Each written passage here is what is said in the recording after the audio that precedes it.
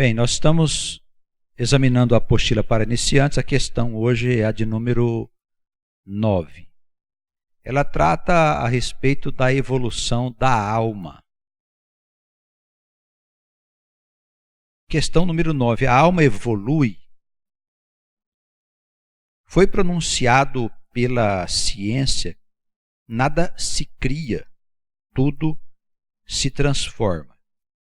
O conceito de evolução precisa ser renovado pela inserção do princípio de que o Espírito de Deus é o móvel da transformação. Bem, primeiro nós precisamos entender que a alma, ela é eterna, não é criada no momento da concepção, tendo assim somente uma existência de 70 ou 80 anos, e depois ela segue após a morte para um lugar indefinido. Esse é o conceito da teologia tradicional que hoje está dentro das igrejas, da igreja católica, das igrejas evangélicas. E nós olhamos as coisas por um outro ponto de vista, que é a eternidade da alma e a sua inserção na história ao longo de todo o tempo, conforme narram as Escrituras. A história do povo de Deus conta a história das almas. Então, nós sabemos, e a ciência comprova, que todas as coisas estão em constante transformação. Não olhamos aqui pelo ponto de vista da teologia tradicional, porque ali não importa se tem evolução ou se não tem. O criacionismo é a base da teologia clássica. No criacionismo se acredita em qualquer coisa. A pessoa pode sair voando para o céu, Deus pode ter criado o universo do nada, todas essas teses absurdas em que o homem racional, a pessoa inteligente, ela não encontra base para sustentar a sua vida. O homem moderno, o homem dos nossos dias, ele precisa de respostas relacionadas com a sua origem e a sua existência, e também a respeito do porquê que o homem existe. Não só sobre a vida que é caracterizada por sofrimento, por bênçãos, por alegrias, por lágrimas, mas também por que vivemos, por que existe tanta injustiça no mundo. São muitas questões que a teologia tradicional simplesmente acredita ao diabo, à vontade de Deus, e por aí vão as respostas não muito lógicas, mas que os crentes acabam aceitando, porque como não existe outra resposta, eles ficam com isso no coração como se fosse uma verdade. Mas são respostas que certamente não convencem ninguém. Para falarmos de evolução da alma, nós temos que entender que a alma acompanha a transformação das coisas. Então, um grande cientista que tratou da evolução foi o Charles Darwin, que tratou num documento bem extenso a respeito da evolução das espécies. E o passar do tempo ia transformando as espécies e elas ficavam sujeitas ao ambiente em constante transformação, e esse ambiente ia polindo as espécies, ia fazendo desaparecer aquelas mais frágeis e permanecendo as mais fortes em melhores condições para suportar o ambiente onde eles estavam existindo. Então, nós não somos contra a teoria da evolução, como a teologia tradicional é. Eles são contra o que se chama evolucionismo e adepto daquilo que se chamou criacionismo. Nós não vemos problema com a ciência, porque como para nós a alma é eterna e ela transita pela história através de nascimentos sucessivos, contínuos, Então, para nós não tem nenhum problema, a alma ela está acompanhando o movimento da criação, de progresso, né? Podemos chamar de progressividade este movimento que transforma todas as coisas, o ambiente onde a gente vive, o clima, as espécies mesmo, de vegetais, de animais, inclusive o homem também está sujeito a essa transformação. Então, nós sabemos que todos os seres vivos têm um princípio que é de natureza espiritual. Alguns chamaram de espírito, outros chamaram de alma. A alma foi denominada pelos cristãos, pelos judeus, como aquilo que no homem é imaterial, que sobrevive à morte do corpo físico, sem tratar, sem nos preocuparmos com o que é que a alma faz do outro lado, depois da morte, se fica dormindo, se não fica dormindo. Não é essa agora a questão que nós estamos examinando, mas sim do acompanhar dessa transformação material pela alma que é imaterial. Então, a alma também seria transformada. Nós concebemos nos nossos estudos que a alma ela precisa ser, de algum modo, uma partícula do próprio Criador, assim como tudo que existe. Não somos adeptos, como nós já falamos, da ideia de que Deus faz as coisas do nada, por Ele ser Deus. Isso é uma coisa bem simplória, né? Que as pessoas às vezes admitem por ter uma inteligência não muito desenvolvida, uma condição espiritual não profunda, rasa, então vão aceitando essas coisas. Mas nós que estudamos um pouco dos mistérios das coisas do Senhor, nós temos a certeza de que todas as coisas só podem ter origem no próprio Criador. A criação, a matéria, a energia, os espíritos, as almas, todos os seres vivos, tudo provém do Criador. É Ele que gera, de alguma maneira, dele mesmo, Ele gera todas as coisas que existem na criação, inclusive nós que somos filhos dele, as almas. As almas, pois, sendo uma pequena partícula de Deus, obrigatoriamente traz consigo a perfeição do próprio Deus. A alma ela não tem necessidade de evoluir, ela já nasce perfeita. Só que ela vive num ambiente, nos primeiros tempos, nas primeiras fases da existência da alma, ela vive num ambiente muito confuso, que é um mundo primitivo onde nós existimos. E aqui, a alma, quando ela desce a essa região da criação para existir, ela mergulha nesse estado de atraso da Terra e fica como que adormecida. Com o passar do tempo e a transformação do ambiente, a alma vai também acordando, né? Ela vai, cada vez que o tempo vai mudando e se transformando e se tornando melhor, a alma vai entendendo também as coisas que estão à volta dela. E ela passa então a inventar coisas, a criar coisas novas e vai transformando o meio onde ela existe.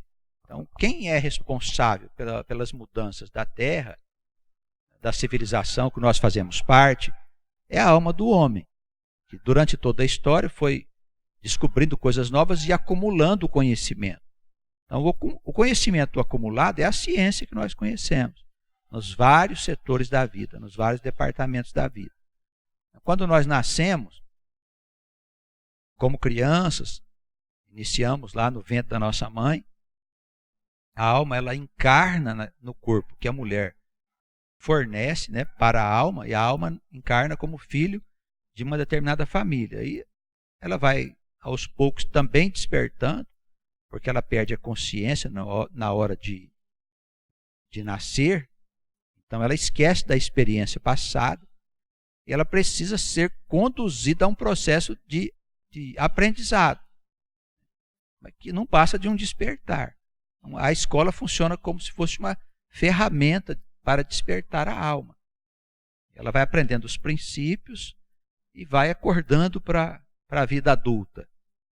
Daí ela tem posse da ciência, do conhecimento acumulado, da geografia, da história e de tudo isso que nós vemos. A escola existe justamente para trazer um certo nível de conhecimento para o homem.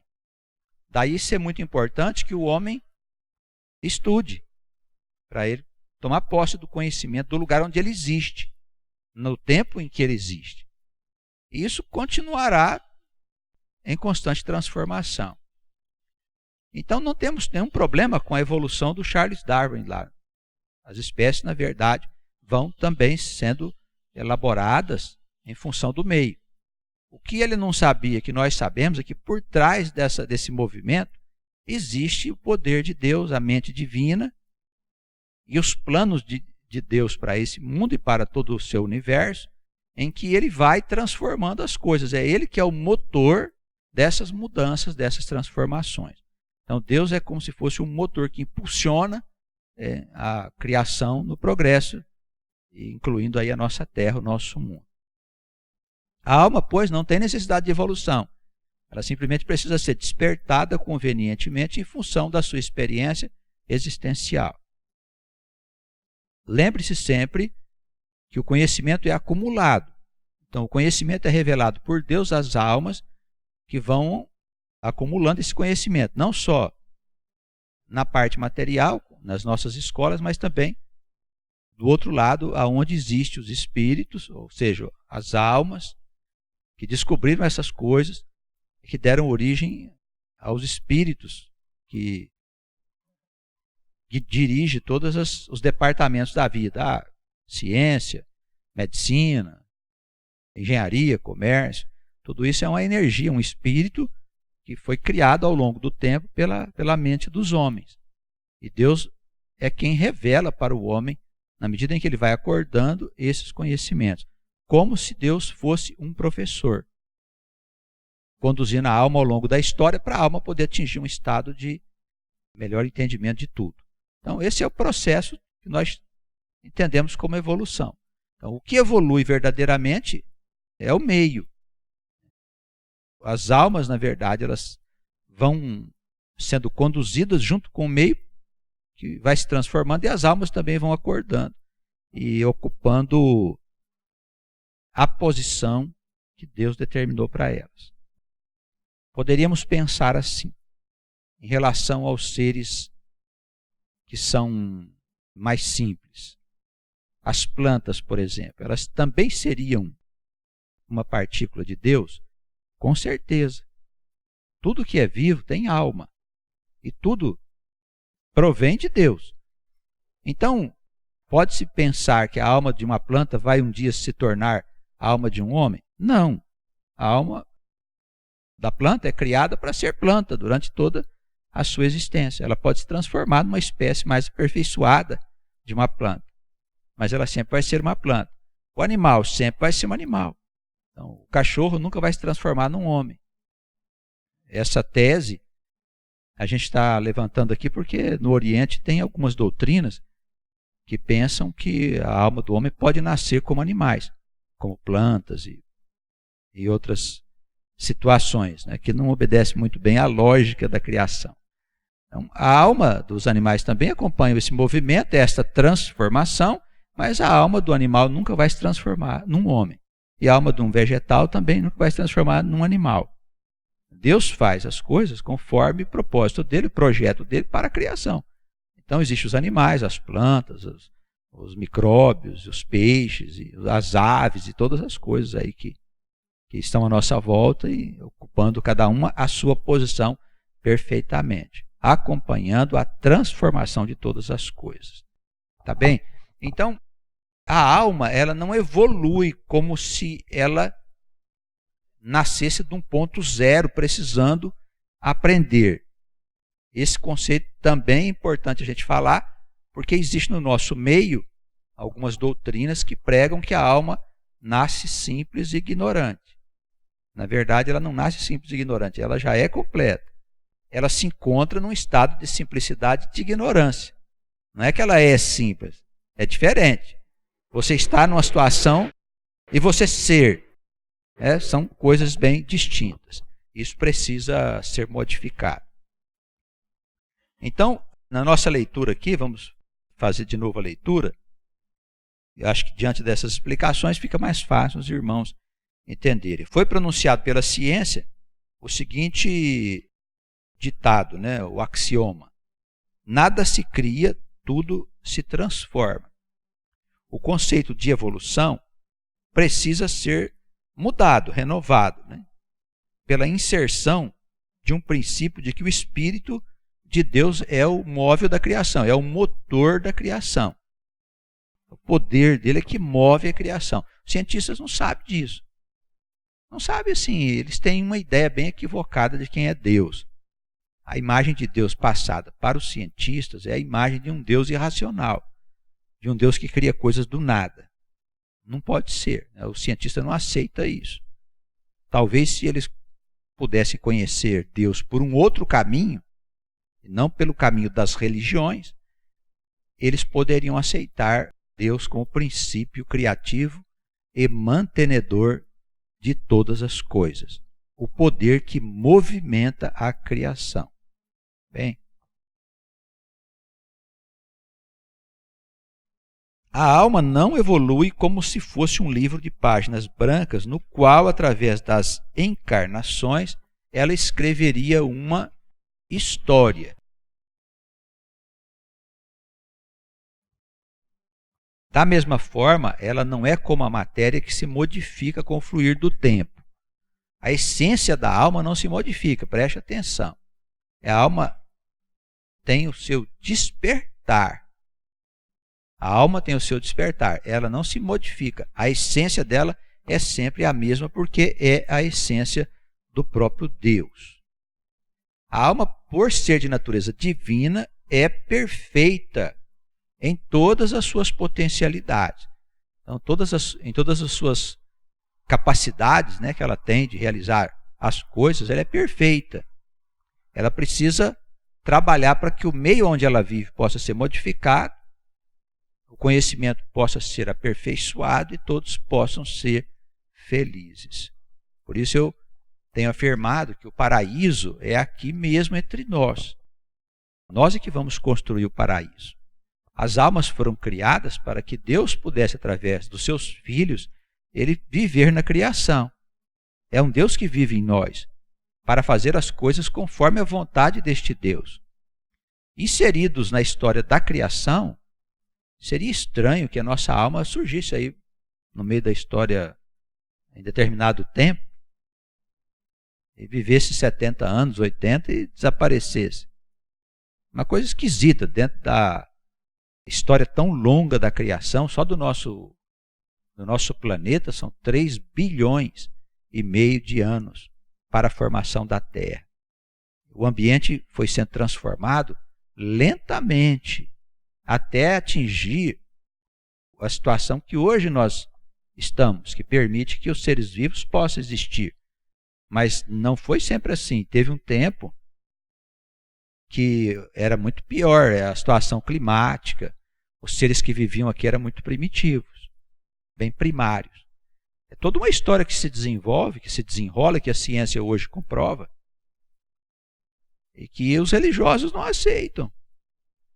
A gente vê que há nas religiões um espírito de limitação. Tudo bem, amém, não tem jeito, tem que ser assim mesmo, que seja. Mas isso tem que acabar um dia. Não é possível que se conduza as almas num caminho de irracionalidade, dizendo que por trás disso está o Deus de Israel. O Deus de Israel não é um Deus irracional. Então, temos uma visão bem diferente. Nós temos que ter ousadia de falar para as pessoas que o homem é um ser eterno. Ele não foi criado para morrer, mas para viver. Nós não somos das trevas, nós pertencemos à luz. E que a luz é conhecimento. Luz é conhecimento, não é uma lamparina. É uma coisa interna do homem. O homem precisa ser iluminado internamente, não é por fora. Né? Por fora o sol ilumina. A nossa luz artificial faz isso, iluminação artificial. Mas por dentro não, só Deus ilumina a alma por dentro. Nós precisamos dessa luz para que a gente possa enxergar melhor as coisas que estão à nossa volta e a gente viver melhor também. nos realizando, todos nós, naquilo que Deus determinou para a gente realizar. Aí cada homem, cada mulher é feito para desempenhar um determinado papel. É o papel de Deus. Ele é que nos colocou assim. Em cada vida que nós existimos, Ele nos dá uma tarefa para ser cumprida. E se nós entendermos dessa maneira, a vida fica mais tranquila, porque nada está fora do lugar, está tudo seguindo um ciclo determinado pelo próprio Criador. Não temos medo da morte, porque a morte é só uma mudança de estado. O corpo desfaz, voltando a ser pó, conforme testificam as Escrituras, e a alma se desprende e volta para a região de Deus, segundo o Eclesiastes. Depois ela nasce de novo. Simplesmente uma outra mulher gera um corpo e ela sofre um processo chamado encarnação. Ela perde a sua consciência do outro lado, vai perdendo gradualmente a consciência, na medida em que o feto vai se desenvolvendo. Ela vai se ligando, porque a alma, ao contrário do que se pensa, ela tem um corpo de natureza espiritual, um corpo etéreo, de uma energia, revestido de uma energia desconhecida pela nossa ciência, né? Mas que um dia a ciência vai conhecer. Então, este corpo, ele tem todas as matrizes do corpo físico. Então, na medida em que o corpo físico vai desenvolvendo no ventre da mãe, a alma vai se ligando aos órgãos e vai perdendo a consciência gradualmente, na eternidade, até o dia que a alma desaparece da eternidade. Ela morre dentro das regiões eternas, ela desaparece e encarna completamente no corpo da criança, e daí uns dias a criança nasce. É um novo ser, e o corpo não passa de uma roupagem da alma, um vestido da alma. Mas precisamos cuidar dele bem, porque é a expressão do nosso ser interior. Tá? Então, o corpo deve ser muito bem cuidado, a gente não deve submetê-lo a excessos de nenhuma natureza, evitar macular o corpo com tatuagens, piercing, essas coisas loucas que hoje as pessoas têm usado com muita naturalidade.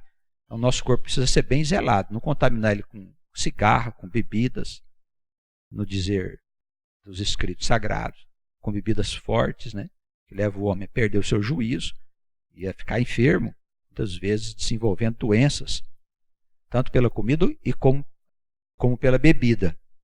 Então, nós precisamos ter uma vida saudável, zelar direitinho do nosso corpo, porque é o nosso veículo de expressão, a nossa ferramenta, o vaso que Deus deu para nós, para a gente poder viver a nossa experiência com a vida e com as pessoas. Tá bem? Então vamos aqui seguindo.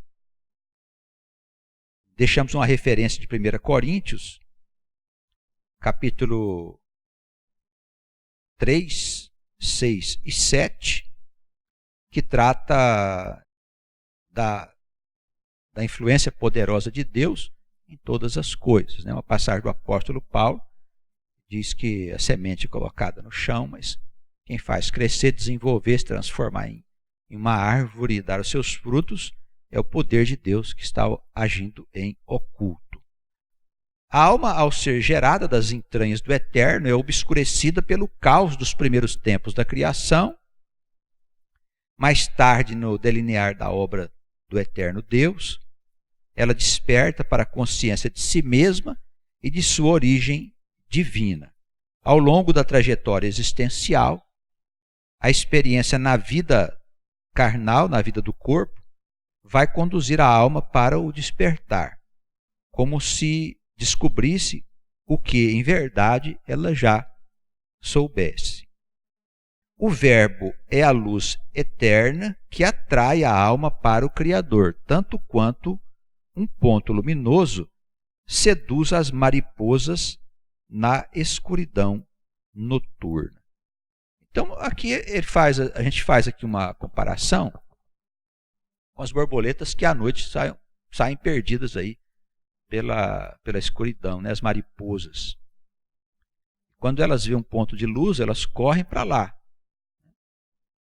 Como nós afirmamos que a luz de Deus é conhecimento, não é uma luz natural, né? Uma luz que ilumina a escuridão da noite, é necessário que haja uma luz poderosa que atrai a nós, como mariposas, para esta luz. E o que seria essa luz? O Verbo divino, o que nós chamamos de Logos, que não é Jesus. É o primeiro ser criado, é o ser mais antigo da criação. Ele já existia antes da criação começar. É o tal do Filho único lá que o pessoal confundiu com Jesus. Fez uma coisa terrível, porque as pessoas passaram a acreditar que Deus veio aqui no mundo na pessoa de Jesus, que não é verdade, né? Jesus teve comunhão com Deus, comunhão com o Verbo, como nenhum outro teve em face dele ser o missionário, o enviado, o Messias, aquele que salvará tanto os cristãos como os judeus e o próprio mundo. Salvará do quê? Da sua ignorância, das trevas que eles estão enfiados. Jesus é o porta-voz do Verbo divino, esse Logos divino. Então o Logos é como uma luz, não é Jesus que é a luz, é o Logos, é o Verbo divino, que recebe a luz de Deus que está por trás dele, que é o Eterno. Então o Eterno, ele não, nós já falamos aqui, ele não interfere diretamente na criação, no seu estado de eternidade. Daí a necessidade de ter esse chamado Logos, mas que é o Deus, na verdade, na manifestação, na sua criação. Então o Verbo é como uma luz forte de conhecimento. Ele é o poder do conhecimento, da inteligência, de todas as coisas relacionadas com o saber em todo o universo. A arquitetura do universo é feita pelo Verbo. Os processos que movem as estrelas, as galáxias, os planetas, a vida, a natureza, todas essas coisas emanam da sabedoria que vem do Verbo, que é a sabedoria de Deus. Então, podemos ter no Verbo a luz que atrai todos nós para ela. Como se nós vivêssemos numa região de escuridão, e os emissários desse Verbo, que é Jesus, e os profetas e os apóstolos, eles trazem o conhecimento para nós, o chamado do Verbo. Olha, creia em mim, para que você deixe a morte e passe para a vida, para que você deixe as trevas e venha para a luz. É tudo uma coisa só. Morte, vida, trevas e luz é o mesmo conhecimento. Está se falando de uma mesma coisa, com palavras um pouco diferentes. Então Jesus veio nos tirar das trevas. A salvação é isso. Ele tira você do vínculo mental com a ignorância, com a escuridão, e te leva para o vínculo da luz, da sabedoria, das coisas santas e abençoadas, por onde a gente recebe de novo a vida eterna que nós perdemos no começo de todas as coisas. Tá bem? Ao longo da trajetória existencial, a experiência na vida carnal é esse mecanismo que movimenta a alma. E o Verbo tem que ser tido por nós como esta luz que atrai a todos nós. Todas as almas são atraídas para o Verbo divino, tendo em vista a nossa salvação. E ficaram aí duas referências, né, para dizer aí uma representação dessa luz. O povo que andava em trevas viu uma grande luz, e sobre os que habitavam na região da sombra da morte resplandeceu a luz. Não há nada assim de uma luz que alguém viu.